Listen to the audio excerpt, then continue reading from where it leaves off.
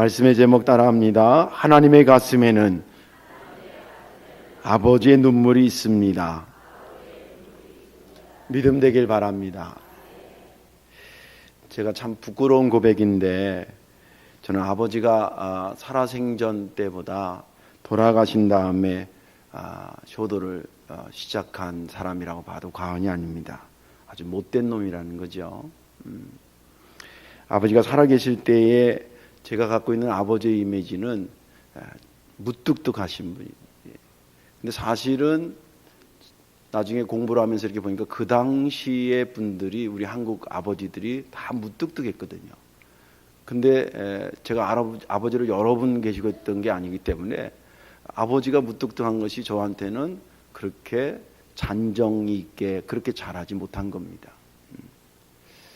그래서 그냥 아버지라는 존재감이지 뭐 다정다감하고 오늘날 같이 이렇게 같이 놀아주고 장난치고 그랬던 기억이 거의 없습니다. 제가 중학교 2학년 때 이제 은혜 받고 목사가 돼야 되겠다 마음 먹고 아버지한테, 저희 아버님이 그때 장로님이셨는데 제가 목사 되겠다고 이렇게 결심을 굳게 했거든요. 그랬더니 그러면서 내심 기대는 우리 아버지가 어깨를 툭툭툭 두들기면서 아들아 참 귀한 결정했구나. 그래 아빠가 널 위해서 기도할게. 그렇게 한번 같이 가보자. 그럴 줄 알았거든. 이 워낙 이 무뚝뚝한 양반이 뭐라 하냐면 야 지금은 공부할 때야. 공부 열심히 하고 고3 가서나 생각해보자. 그 말이 가만히 생각하면 맞는 말인데 중2 때 뭐 한다고 고등학교 때 공부 안 해가지고 학교 떨어지면 소용없잖아요. 그 말이 지극히 맞는 말인데 무뚝뚝한 아버지에 대한 이미지에다가 그 말하니까 마치 찬물을 또 딱 끼얹는 것 같은 거예요. 그래서 아버지가 뭐 싫은 건 아닌데 그렇게 좋지도 않았습니다. 그 이제 신학대학을 들어가서 졸업식 있는데 졸업식 날 되게 이제 집에 연락들 하고 그러잖아요. 고향이 제가 원주니까 연락을 안 했습니다.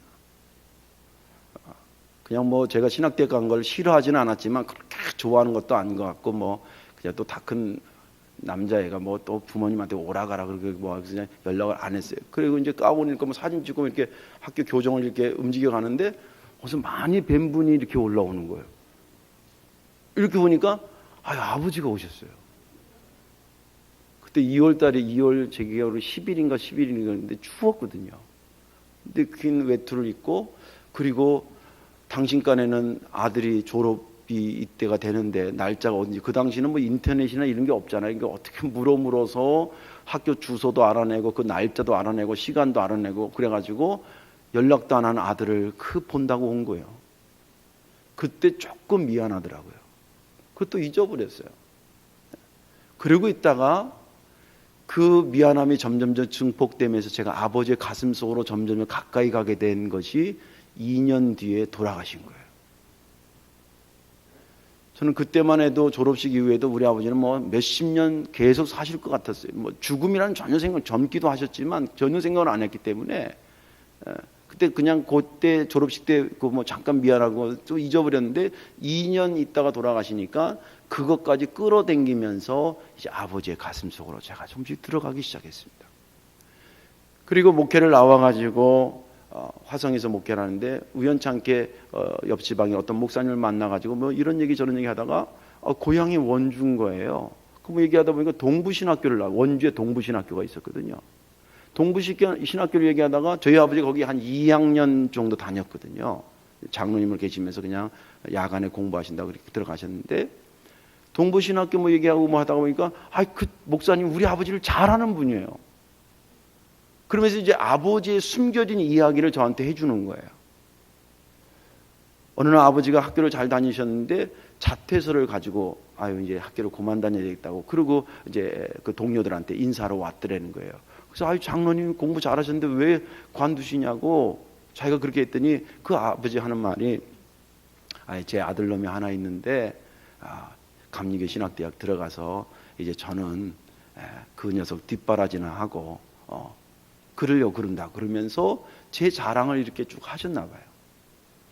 그러면서 그 목사님 하는 말이 그때 그 아버지가 그냥 침입하지 않게 자랑했던 아들이 바로 당신이구만 그래요. 근데 그냥 눈물이 핑 도는 거예요.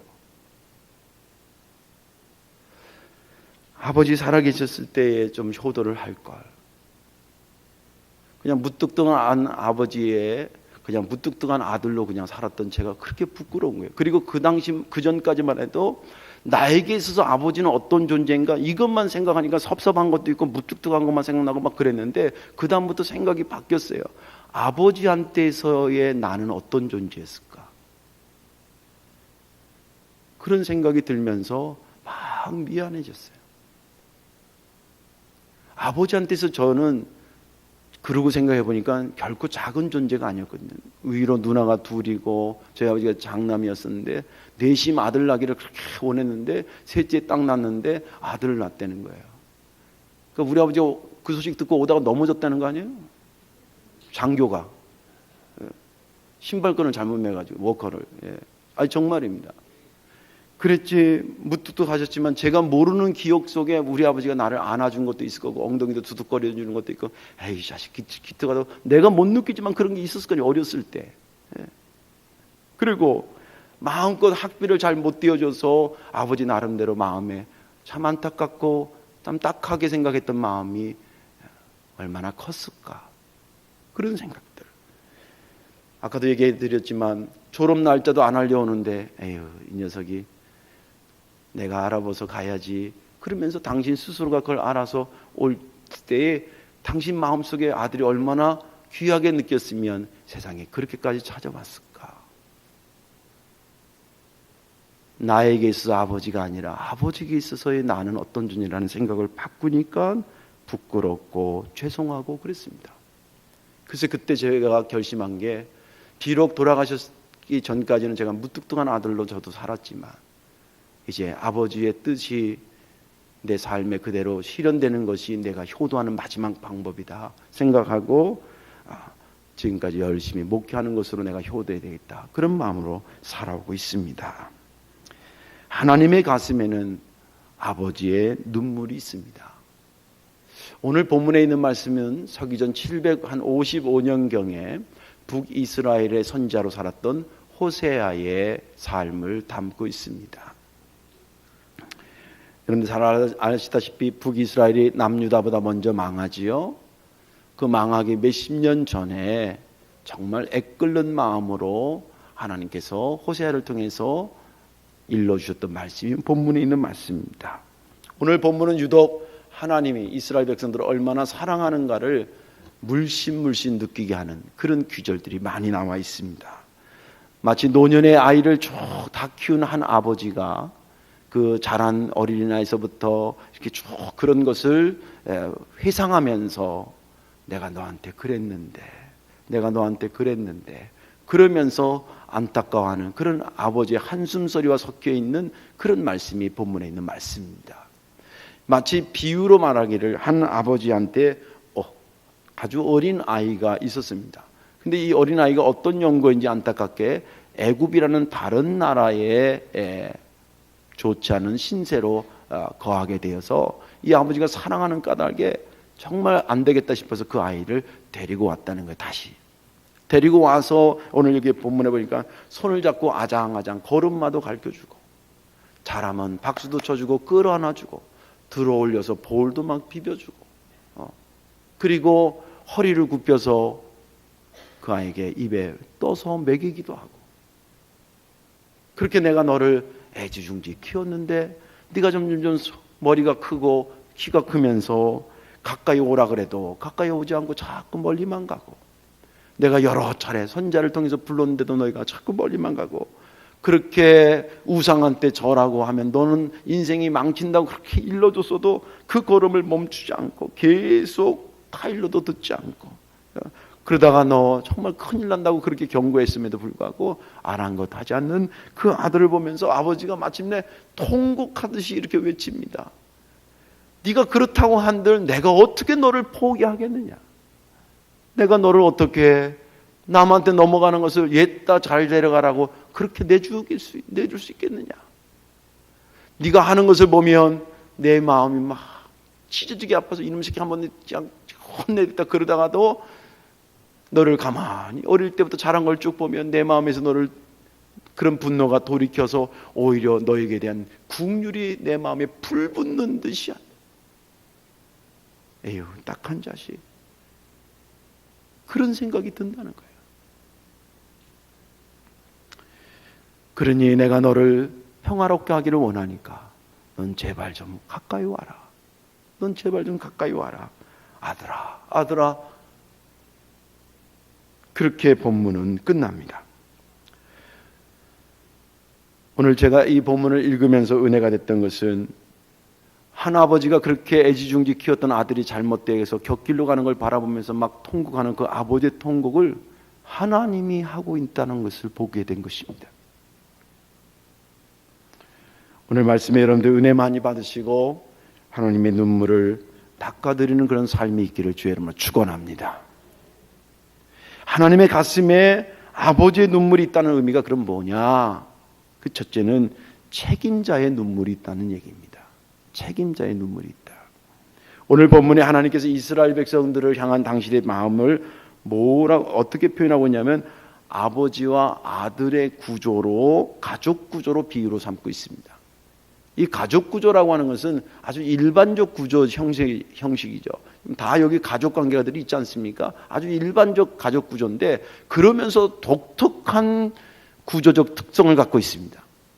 이게 참 묘한 겁니다.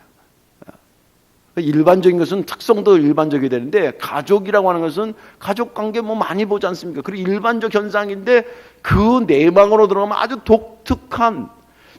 독특하다는 의미는 뭐냐면 다른 세상에서는 느끼지 못하는 것이 이 아버지와 자식 사이에는 오고 가고 있는 것이 있다는 거예요. 회사에서도 못 느끼고 학교에서도 못 느끼는 그런 것이 아버지와 자식 사이에는 오고 가는 게 있다는 거예요. 뭐가 오고 가냐면 아버지한테 자식은 책임감의 사랑이 넘어가고 있고 그리고 그 자식은 고마움과 감사함으로 아버지한테 반응을 보입니다. 이런 것들이 오고 갑니다. 그런데 자식이 부모한테 감사하는 고마움은 웃음과 함께 오지만 아버지가 자식한테 보내는 책임감은 눈물과 함께 가는 것입니다.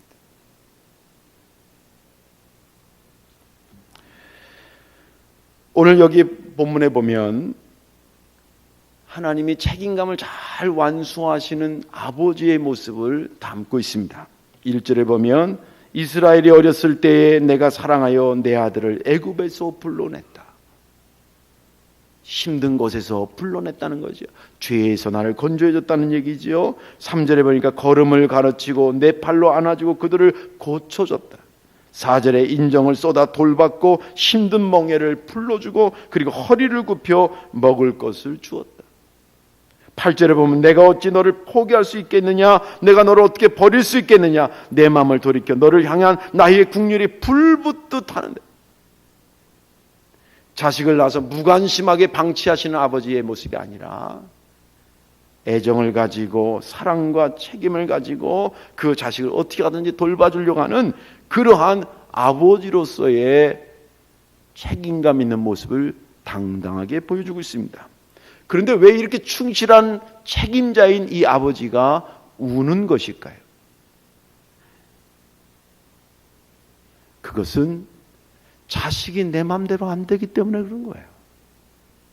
이렇게 하라 그랬는데도 이렇게 안 하지. 그렇게 하면 다친다 그래도 그냥 가서 다치고 오지.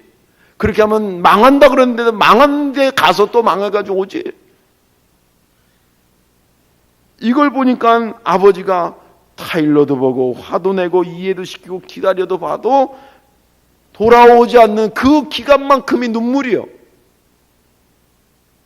그 안타까운 만큼이 눈물이었던 것입니다.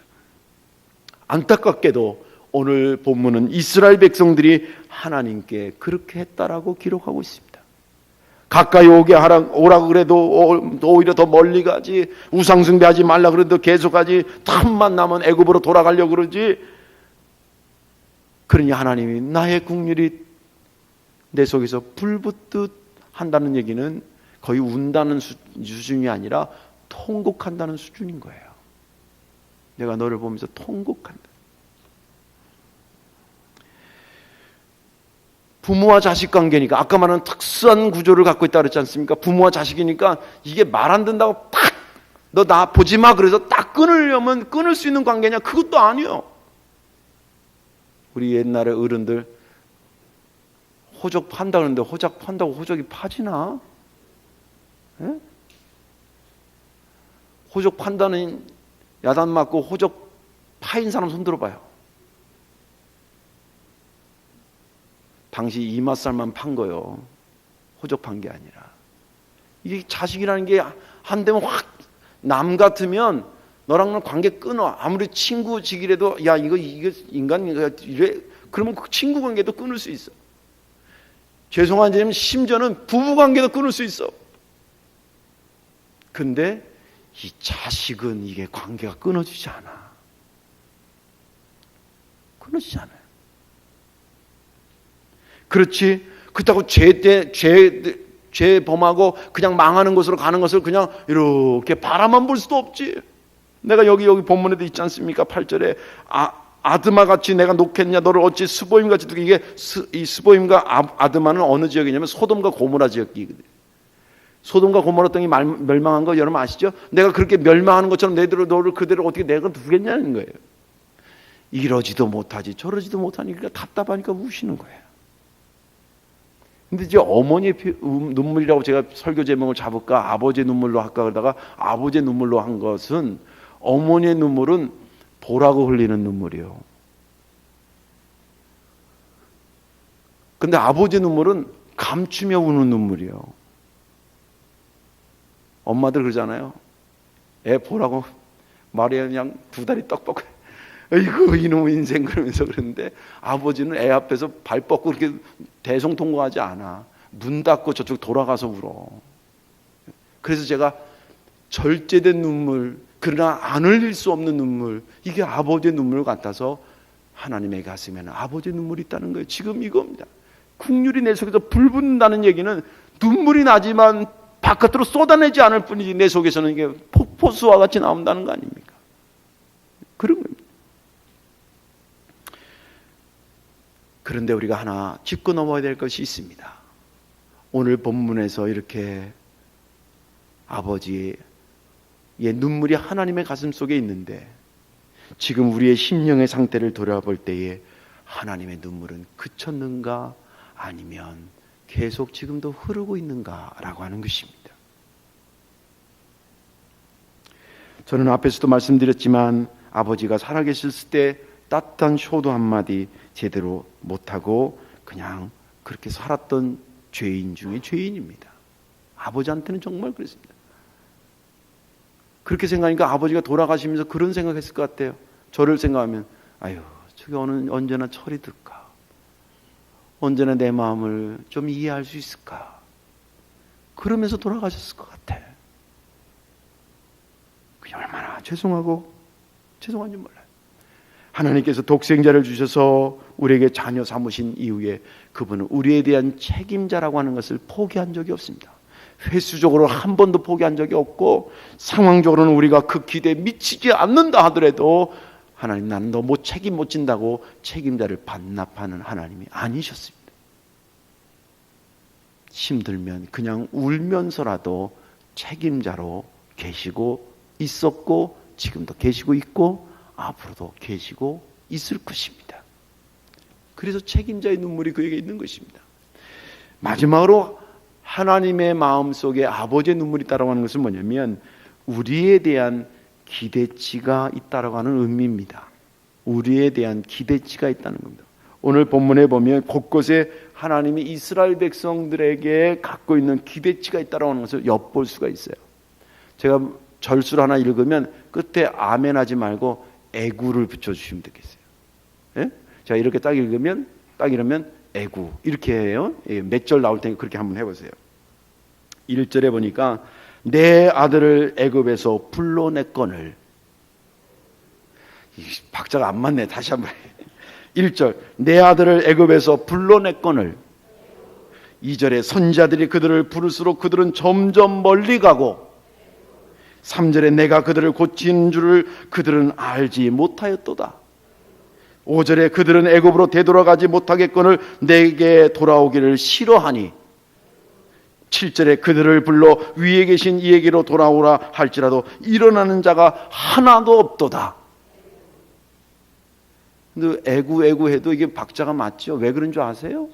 하나님의 기대치가 있는데 이스라엘 백성들이 그 기대치에 계속 이게 안 되는 거예요. 그 안타까운 걸 우리가 표현한 게 애구예요. 마치 로또 복권에서 내가 마지막 14번이 나와야 되는데 13번 나왔어. 애구! 내 기대치가 14인데 13이 나왔어. 마치 그런 것처럼 오늘 이 소개한 것은 하나님이 이스라엘 백성들에게 갖고 있는 기대치입니다. 돌아와라. 알아야 한다. 애굽으로 다시 가면 넌 죽는다. 가지 마라. 그런 것들이 하나님이 이스라엘 백성들에게 대한 기대치였습니다.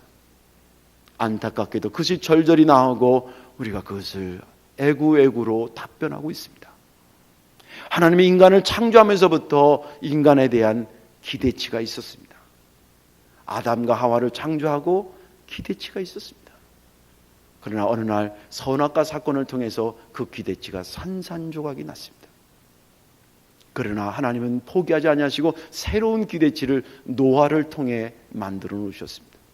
노아 이후에 좀 반짝하는 듯 하다가 또 그 기대치가 무너지기 시작합니다. 그러니까 하나님이 아브라함을 세워서 또 새로운 기대치를 세우셨습니다.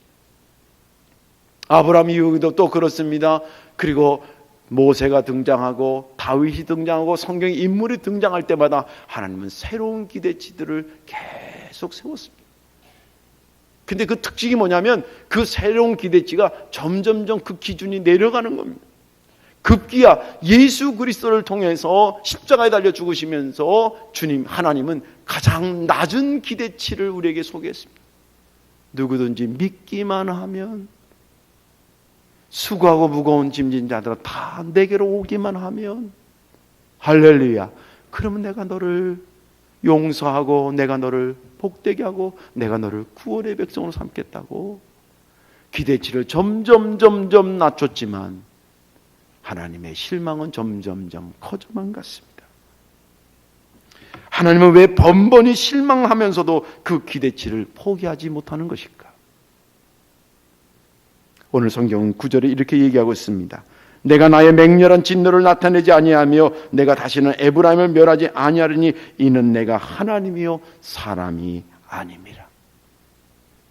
하나님이기 때문에 이제는 좀 포기할 만도 한데 그 기대치를 접을 만도 한데 우리 같았으면 벌써 접었을 텐데 하나님은 사람이 아닌지라 또 용서하시고 또 기대치를 주고 또 용서하시고 또 받아들이고 그렇게 다가가신다라고 하는 것입니다. 제가 하나 묻겠습니다. 나를 향한 하나님의 기대치가 있을까요? 없을까요? 만약에 있다고 한다면 그것을 아주 높은 데다 잡아줬을까요? 아니면 웬만하면 할 수 있는 기대치로 잡아줬을까요? 저 같은 경우는 그냥 웬만하면 감당할 수 있는 기대치로 잡아주신 것 같아요. 그럼에도 불구하고 하나님에게 실망을 준다고 한다면 이것은 책임이 그분께 있는 게 아니라 내 자신에게 있지 않겠는가 생각하는 것입니다. 하나님의 기대치는 저와 여러분을 향한 하나님의 기대치는 지금도 멈추지 않고 진행이 되고 있습니다. 그래서 아버지의 눈물이 그에게 있는 것입니다. 이제 말씀을 정리합니다. 하나님은 우리에 대한 많은 추억을 갖고 계십니다.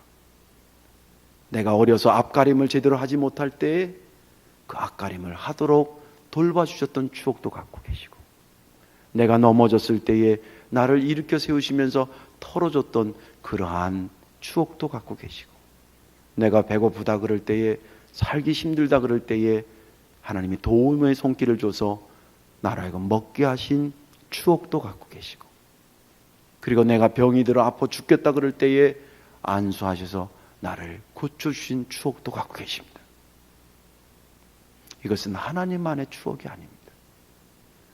우리가 같이 공유해야 될 하나님과 내가 만나서 생긴 추억들입니다. 추억을 공유한다라고 하는 것은 정말 너무 고맙고 감사한 일입니다. 하나님 우리에게 추억을 공유하시면서 우리에게 기대도 하고 계시고 우리를 앞으로 어떻게 이끌어 가실 꿈도 갖고 계십니다. 사랑하는 성도 여러분, 이 시간에 깊이 한번 생각해 보시고 하나님께서 나에게 어떻게 다가오셨고 어떻게 은혜 주셨던 것을 점검하면서 감사하시고 그 기대치에 벗어나지 않는 하나님과 함께 걷는 저와 여러분들 되시기를 주의 이름으로 축원합니다. 기도하겠습니다.